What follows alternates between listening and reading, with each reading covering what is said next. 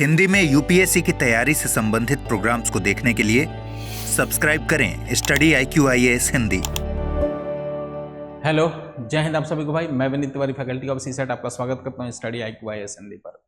एक बार सभी लोग कमेंट करके बता दीजिए कैसे हैं आप सभी। और आप सभी को बता दूं मैं कि यूपीएससी के लिए हमारे स्टडी IQ के प्लेटफॉर्म पर प्रतिज्ञा प्लस बैच प्रीलिम्स इंटरव्यू तक का बैच चल रहा है और ये हिंदी का लास्ट बैच है। हमारे बैचेस हिंदी में, इंग्लिश में और इंग्लिश में अवेलेबल हैं। ओके, अगर आप VT लाइव कोड का इस्तेमाल करेंगे तो सबसे कम प्राइस आपको मैक्सिमम डिस्काउंट मिल जाएगा और ये बैच हमारा 21,499 में मिल जाएगा।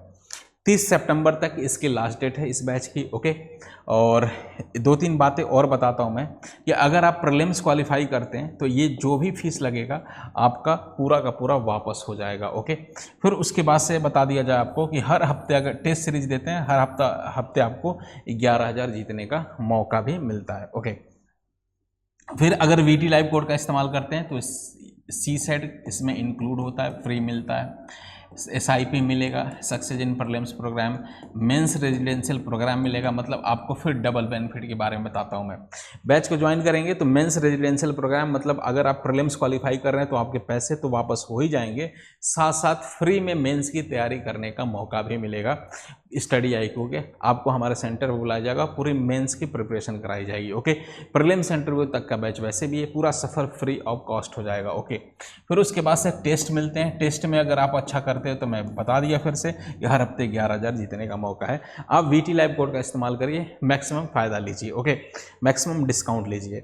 और उसके बाद से अगर आप हमारे सीसेट का सेपरेट बैच ज्वाइन करना चाहते हैं तो वो भी बैच इस प्लेटफॉर्म पे है। इस प्लेटफॉर्म पे आप ज्वाइन कर सकते हैं उस बैच को। और उस बैच को ज्वाइन करने के लिए आपको VT लाइव कोड का इस्तेमाल करिएगा और जैसे आप करेंगे तो इसमें आपको मैक्सिमम डिस्काउंट मिल जाएगा। कम से कम प्राइस में 3,999 में वो बैच अवेलेबल है, उसमें आप इनरोल करें। ओके, कहाँ बैचेज मिलेंगे तो डिस्क्रिप्शन बॉक्स में मिल जाएंगे, लिंक्स हैं उसके। फिर उसके बाद भी अगर कोई कन्फ्यूजन है, कुछ पूछना होगा कुछ बैच के बारे में तो आप यहाँ पे vineet.tiwari@studiiq.com पे आप मुझे मेल कर सकते हैं, ठीक है। और मेरा टेलीग्राम चैनल है विनीत तिवारी मैथ्स, इससे जुड़ जाइए।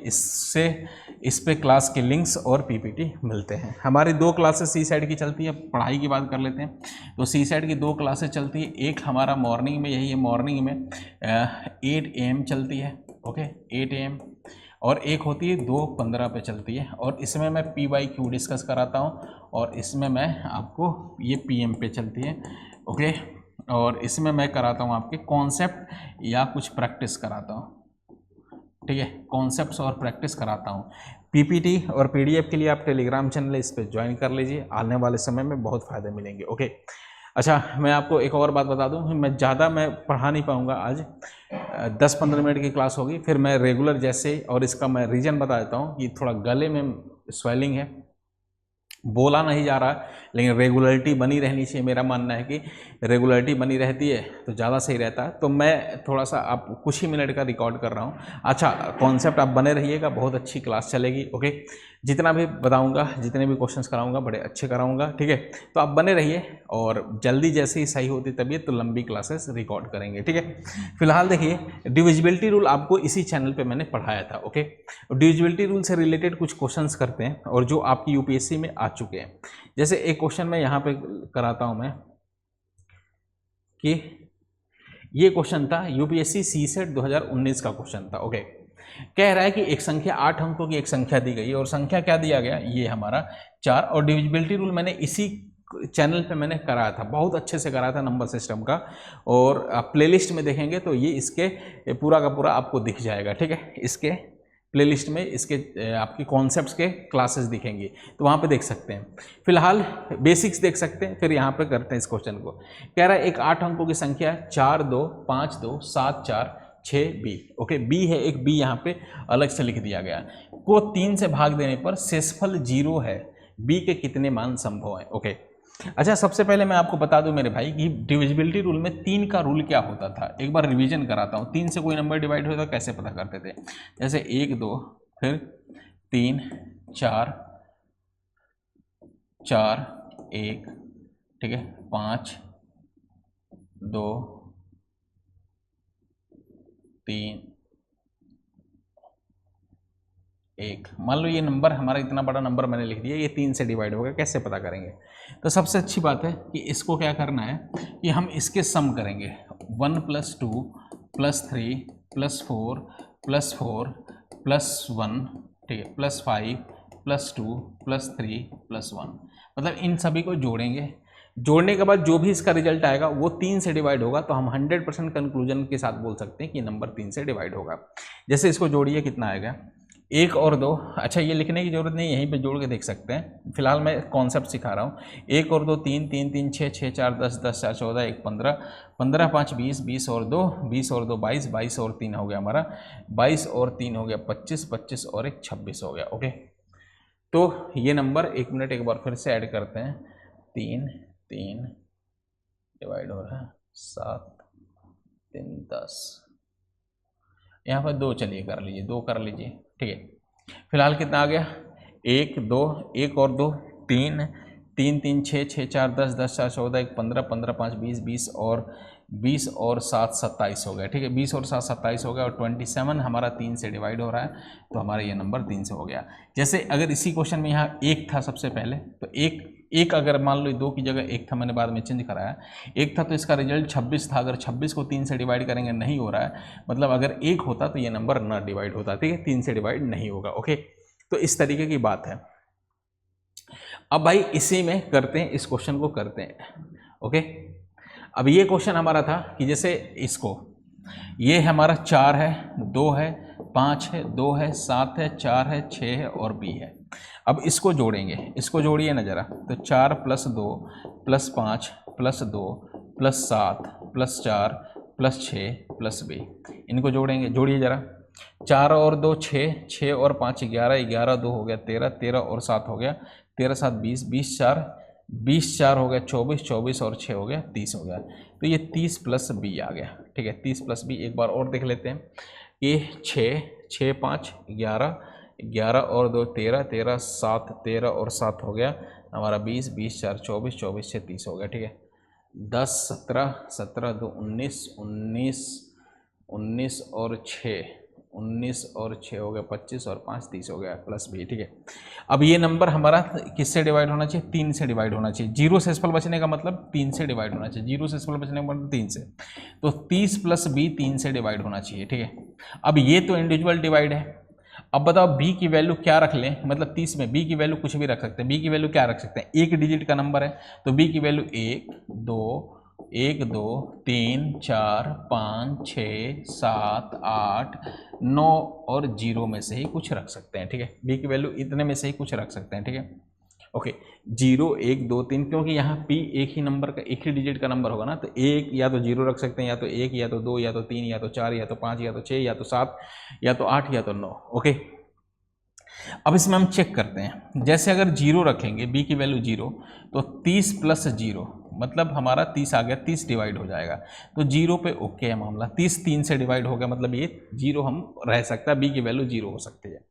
1 रखेंगे तो 30 और 1 31 हो गया, 31 3 से डिवाइड नहीं होगा, तो ये नहीं होगा। 2 भी रखेंगे तो 3 और 2 32 हो गया, 30 और 2 32 हो गया, 32 भी 3 से डिवाइड नहीं होता। 3 रखेंगे तो 30 और 3 33 हो गया, 33 3 से डिवाइड होता, मतलब ये सही है। 4 रखेंगे तो 30 और 4 34 हो गया, 34 भी नहीं होता, मतलब ये नहीं होगा। 5 रखेंगे तो 30 और 5 35 होगा, ये भी नहीं होता, 35 नहीं होता।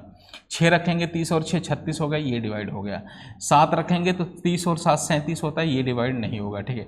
8 रखेंगे 30 और 8 38 हो गया, 38 डिवाइड होता है क्या? नहीं होगा, ठीक है। और 9 रखेंगे तो 30 और 9 39 हो गया, और हो गया, मतलब कितने नंबर से हो गया? 0 रखेंगे तो हो जाएगा, 3 रखेंगे तो हो जाएगा, 6 रखेंगे तो हो जाएगा, 9 रखेंगे तो हो जाएगा, मतलब 0 3 6 9 में से कुछ भी होगा, तो हमारा आंसर आ गया। मतलब कितने मान संभव है बी के? तो हमारे 4 मान संभव है, ठीक है। बी के कितने मान संभव है? ओके, तो 4 मान संभव है। कौन कौन से? 0 3 6 9 में से कुछ भी रखिए, आपका आंसर आ जाएगा, ठीक है। अब ऐसे ही डिविजिबिलिटी रूल पे आधारित कुछ और क्वेश्चन कर लेते हैं जो यूपीएससी में ही आया है। अब ये देखिए, ये यूपीएससी सीसेट 2020 का है। डिविजिबिलिटी रूल से, अच्छा ये नहीं, इसके आगे ये भी कराऊंगा मैं, परेशान बिल्कुल मत होइए। ये देखते हैं, ये 2020 का ये भी क्वेश्चन है, और ये एक्चुअली ये HCF LCM चैप्टर का क्वेश्चन है, लेकिन डिविजिबिलिटी रूल से मैं कराता हूँ इसको। अब देखिए क्या है, कह रहा है कि 4 अंकों की सबसे छोटी संख्या कौन सी है जिसे 3, 4, 5, 6 से विभाजित करने में प्रत्येक दशा में 2 शेषफल बचता है। ओके, अब इस क्वेश्चन को करने से पहले एक बार समझ लीजिए, किसी भी नंबर में अगर शेषफल जितना बचता है ना, जैसे मैं कहूँ एक एग्जांपल लूँ कि अगर मैं 37 को मैं डिवाइड करूँ 5 से, ठीक है, तो 5 7 बार जाएगा, ये 35 हो गया, रिमाइंडर कितना बचेगा 2। अच्छा एक बात बताओ, इस 37 में इस 2 को जो रिमाइंडर बच रहा है हटा देता हूँ, ये बचता है 35, ठीक है। अब इस 35 को अगर मैं 5 से डिवाइड करता हूँ ना भाई, तो ये डिवाइड हो जाएगा। 35 को 5 से डिवाइड करता हूँ तो ये डिवाइड हो ही जाएगा। ओके, मतलब जो शेषफल बचता है ना, शेषफल को ही अगर मैं घटा दूँ इस 37 में, जिस मतलब 37 को 5 से डिवाइड करना था, शेषफल 2 बच गया, इस शेषफल को ही अगर मैं इसमें से हटा दूं तो जो भी नंबर आएगा वो एग्जैक्ट 5 से डिवाइड हो जाएगा, 5 से या जिससे भी डिवाइड करना हो जाएगा। अब ये क्वेश्चन था हमारा, कह रहा है कि 2 शेषफल बच रहा है और इन्हीं में से कोई आंसर है, मतलब इन्हीं में से किसी नंबर को 3 से डिवाइड कर रहे हैं तो 2 शेषफल, 4 से कर रहे हैं तो 2, 5 से डिवाइड कर रहे हैं 2, 6 से डिवाइड कर रहे हैं 2, मतलब किसी से भी डिवाइड कर रहे हैं तो 2 शेषफल तो बच रहा है। ओके, तो मैं ऐसा करता हूँ कि सबसे पहले इस 2 को ही हटा देता हूँ, ठीक है, शेषफल को। तो सब में से 2 को हटा दिया। वैसे तो ये HCF LCM चैप्टर का है, उसमें भी एक बार करा दूंगा, लेकिन इसको डिविजिबिलिटी रूल से कराता हूँ साधारण तरीके से, ऑप्शन से कैसे हो गया। मतलब ये नंबर बन जाएगा हमारा, जैसे ही 2 हटाएंगे ये 1010 बनेगा, ये बनेगा 1120 बनेगा, और ये बनेगा हमारा 1020 बन गया, और ये बन गया 1220 बन गया। अच्छा, शेषफल हमारा हट गया, शेषफल से कोई लेना देना नहीं है। अब 1010 अगर सही आंसर है तो ये 3 से भी होगा, 4 से भी होगा, 5 से भी होगा, 6 से भी होगा। अगर 1120 आंसर है तो ये 3 से होगा, 4 से होगा, 5 से होगा, 6 से, सबसे होगा। अगर 1020 आंसर है तो ये 3 से भी होगा, 4 से भी होगा, 5 से भी होगा, 6 से भी होगा। अगर 1220 आंसर है तो ये सबसे होगा। कुल मिला के डिविजिबिलिटी रूल यही है, कह रहा है कि 3 से डिवाइड, 3 है ना, मतलब 3 से डिवाइड, या अगर 6 भी है तो 6 को भी देखेगा तो 6 में तो 3 एक बार होता है ना, मतलब कोई नंबर 3 से डिवाइड होना ही पड़ेगा, क्योंकि 6 से डिवाइड होने के लिए 6 से डिवाइड होने का रास्ता 3 से ही होके तो जाता है। ओके, मतलब 3 से डिवाइड होना चाहिए। ये चेक करिए 3 से डिवाइड हो रहा है क्या, तो 1 + 0 + 3 का रूल यही होता है ना, सबको जोड़िए, 1 + 0 + 1 + 0, मतलब कितना आ गया 2, 2 3 से नहीं होगा, मतलब ये आंसर नहीं हो सकता।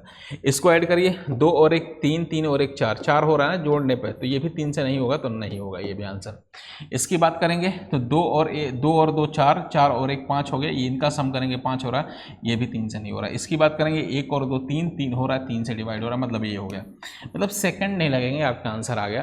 तो डिविजिबिलिटी रूल कहीं कहीं बहुत काम आता है, और ये मैं प्रीवियस ईयर की सीरीज उठाया हूँ या कॉन्सेप्ट क्लास भी कराता हूँ, तो उसमें बताता हूँ। देखो जहाँ जिस तरीके का होता है ना, सिनेरियो बनता है, आपका सिचुएशंस बनती है, उस हिसाब से हम टैकल करते हैं, आगे आंसर्स बताते रहते हैं। ओके, एक और क्वेश्चन देखते हैं, ये भी CSET 2022 का, UPSC CSET 2022 का।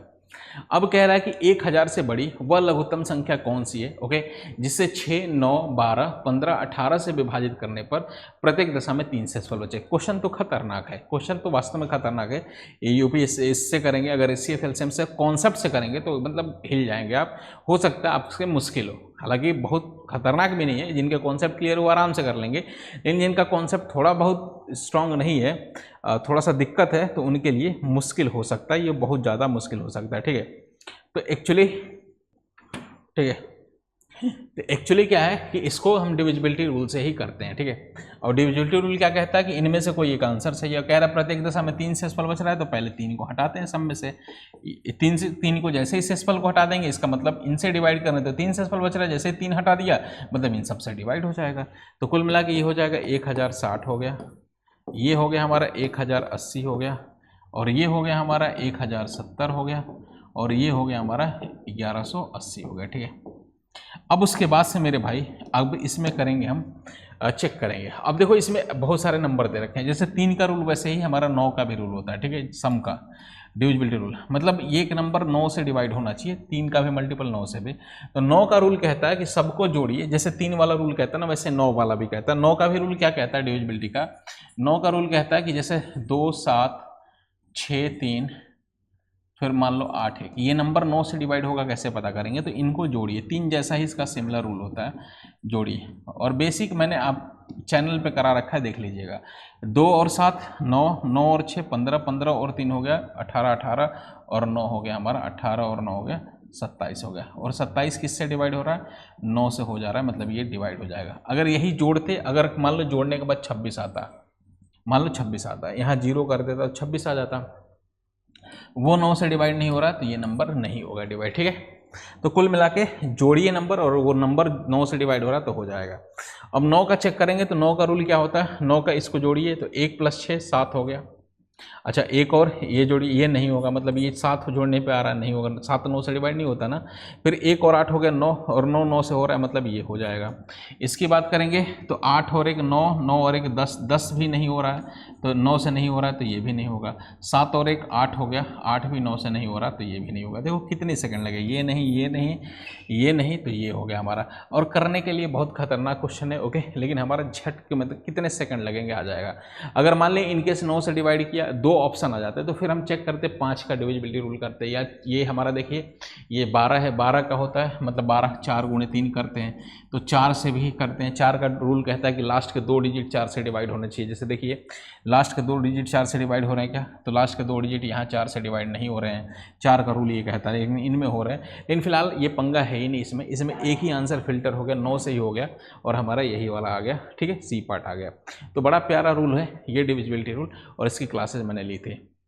और थोड़ी सी गले में प्रॉब्लम है, मैं बता दूं, बोला नहीं जा रहा है मेरे से, ओके। तो आज की क्लास इतनी ही रहने देते हैं, और मैं आपसे वादा करता हूं कि जल्दी ही मैं अगली क्लास में मिलूंगा। लंबी क्लास लेंगे, थोड़ा सा 1-2 दिन में सही हो जाएगा, ओके। और उसके बाद से फिर लंबी क्लासेस इसकी रिकॉर्डिंग करने लगूंगा, देने लगूंगा। लेकिन आप डेली आइए क्लास में, डिविजिबिलिटी रूल थोड़ा सा रिवाइज हो गया आपका, ओके। डेली क्लासेज में आइए और करिए, ओके। चलिए अभी के लिए इतना ही, मिलते हैं अगली क्लास में। जय हिंद, जय भारत। अच्छा, इस क्लास की पीपीटी मैं बता दूं आपको, इस क्लास की पीपीटी यहाँ पे अपलोड होगी आपको vineet.tiwari@studiiq.com पे, और मेरा टेलीग्राम चैनल है विनीत तिवारी मैथ्स, इससे जुड़ जाए। ये तो हमारा ईमेल आईडी है। बैच ज्वाइन करने के लिए अगर आपको कोई दिक्कत होगी तो यहाँ आप मेल कर सकते हैं, और मेरा टेलीग्राम चैनल है विनीत तिवारी मैथ्स, इससे जुड़ जाइए। इसी पे इस क्लास की पीपीटी और जो भी इंपॉर्टेंट इन्फॉर्मेशन होता है वो अपलोड होती है। अभी के लिए जय हिंद, जय। हिंदी में यूपीएससी की तैयारी से संबंधित प्रोग्राम्स को देखने के लिए सब्सक्राइब करें स्टडी IQ IAS हिंदी।